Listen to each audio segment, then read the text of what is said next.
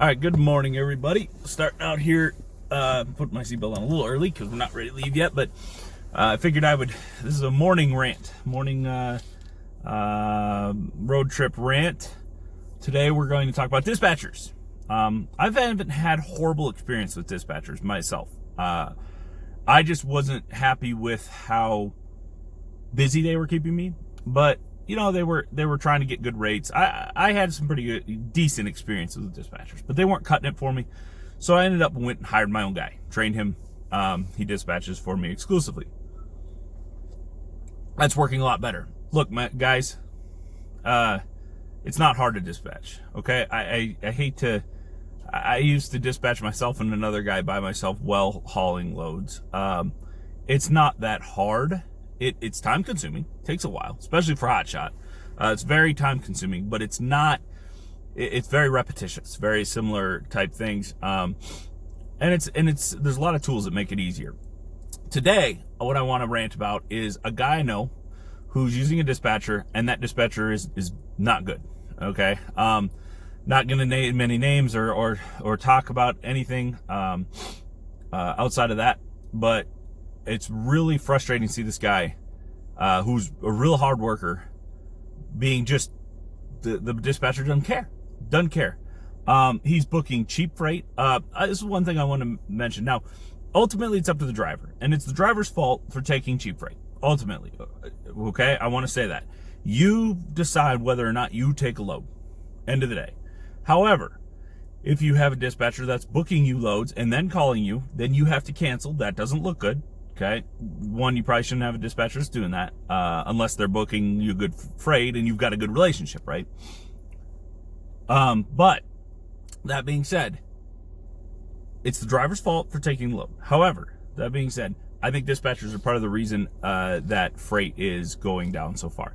They're a dime a dozen. Every one of them is just out here just booking whatever they can. They don't look at rate per mile. They don't care. And I'm not saying every one of them. There are good dispatchers out there. But I think they're few and far between. I think most of them are out here just booking whatever they can. The highest number on the load board, they're taking it. They don't care. They don't care. There's other people lined up behind the trucks, and they just want to make that paycheck. So they're gonna just keep. I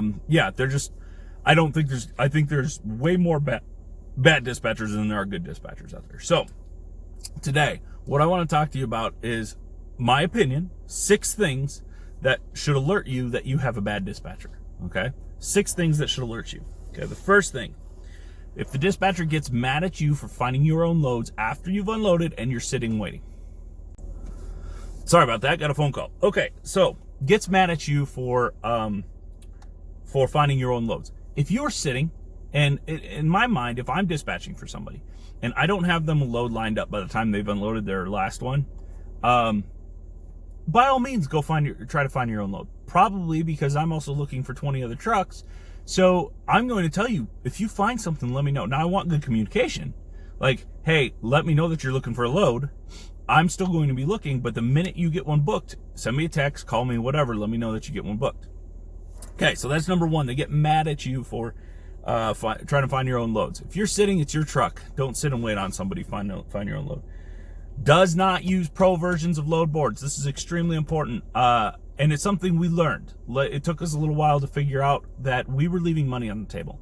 Pro versions of load boards, you can use them to get a very good idea of what that lane is paying. And $2 a mile is a very silly number to go by, because there are lanes that are paying $3 a mile, and there are lanes that are only paying $1.64 a mile. And you need to know, if I go into this lane, I'm only going to be getting paid $1.64 a mile coming out. So I'm going to go ahead and get started driving, guys. But so $1.64 a mile, might be a bad lane rate, but you need to know that going into it. If they're not using pro versions of the load boards, then they're hurting you, because they're taking loads like this anecdotal story, but it's this guy that's working his butt off, just booked a load at $1.60 a mile with 2 drops, and that lane paid $2.64 a mile. I mean, he got screwed. That's cheap freight. $1 a mile under lane rate, that's really, really bad. And it was a full truckload, not a partial. Full truckload. Why? Because that dispatcher wanted to get paid. So yeah, not good. I don't like I think dispatchers should be using pro boards, and they should be able to answer this simple question. You can figure out if they're using the pro boards. Ask them what the DAT Pro and Truck Stop Pro lane rates are for that lane. If they can't tell you, they're not using them. It's not that we use them. I only have 3 trucks, and we use both of them. Now, they also should be using all the other load boards, too. They should be maximizing as many load boards as they can. We use Truck Stop, or Truckloads. We use 123 load board. I just use the free version of that because we don't get a lot on there. But regardless, like, they should be utilizing as many load boards as they possibly can. They should be trying to find new ways of doing it. They should be using XPO's load board. They should be using JB Hunt's load board. You know, they're not. They should be up in the background, and they should be able to just kind of glance at them, see what's going on. Okay. So, constantly says, "Oh man," you know, when you book a load outside of them, constantly says, "Oh man, sorry, I was putting something together for you, and now you just ruined it." You know, gets mad at you. Bunch of bull hockey. They're planning on you not knowing what dispatching is.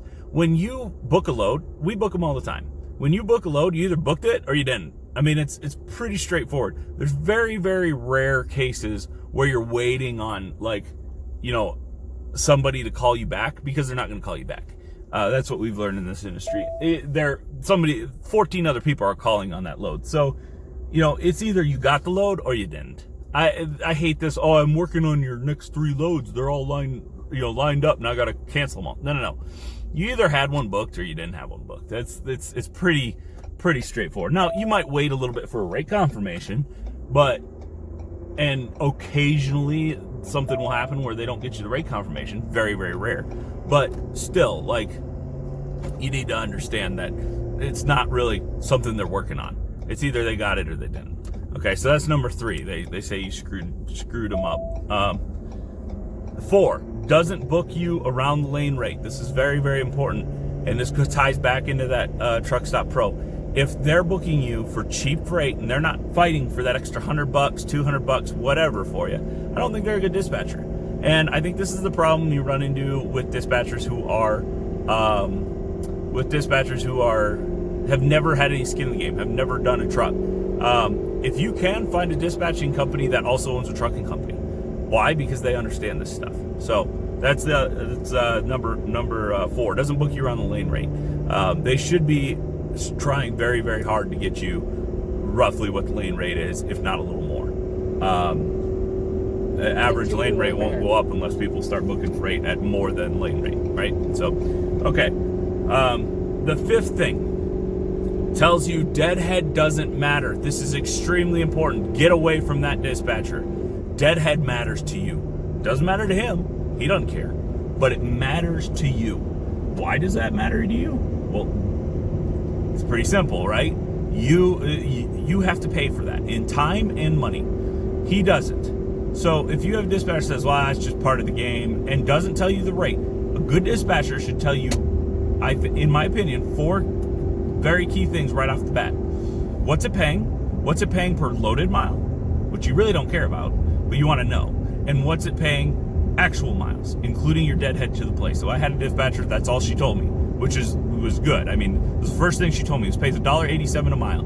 And she knew where I was picking up, and where I was going. That was a good thing.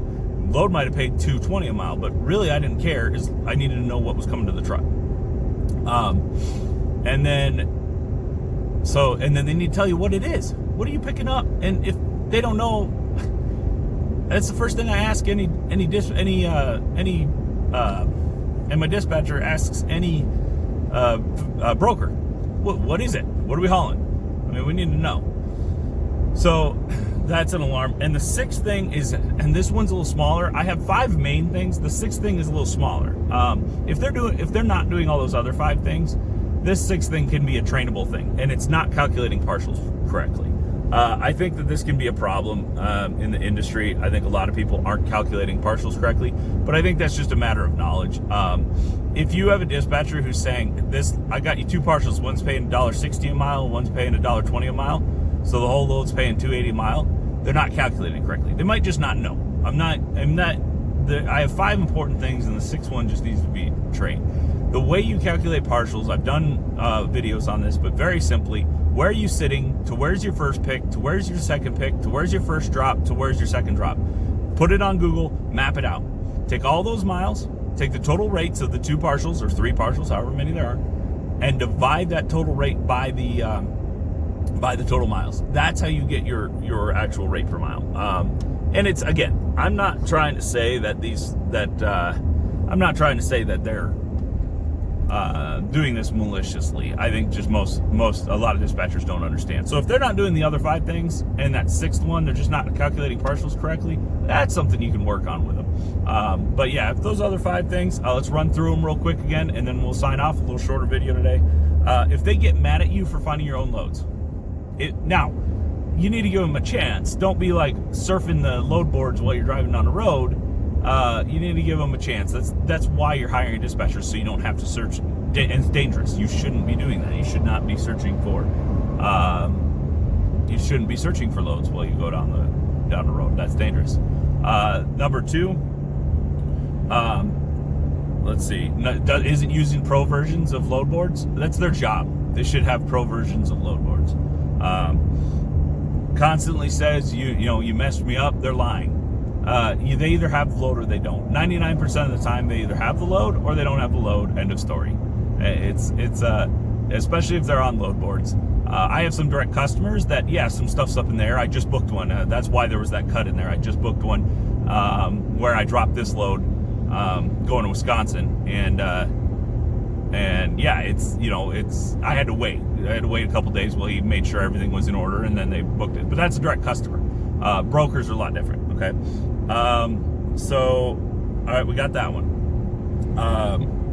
The 4th one doesn't book you around the lane rate. This ties back to the doesn't use Truck.Pro. You should be asking, what is the lane rate on this load? And again, if they can't tell you, they're not using the pro version. And then tells you deadhead doesn't matter. That's a big one. Deadhead matters to you. I know it doesn't matter to them, but they should be looking out for you. That's their job. And deadhead matters. It matters a lot. And then the last thing is a cherry on top. If they're doing all those other 5 things and they're not calculating partials correctly, run away. If they're not doing those other 5 things, then have them watch my my episode called Partials Are Painful, and have them watch my 10th episode. My 10th episode also does a really good calculation of an actual partial I did. So have them watch those so they know how to calculate partials correctly. You'll be golden. So, okay, I'm going to sign off. That's my road trip rant for today. 6 tips your dispatcher's not very good, and you should get a different one. Thank you guys. We'll talk to you later.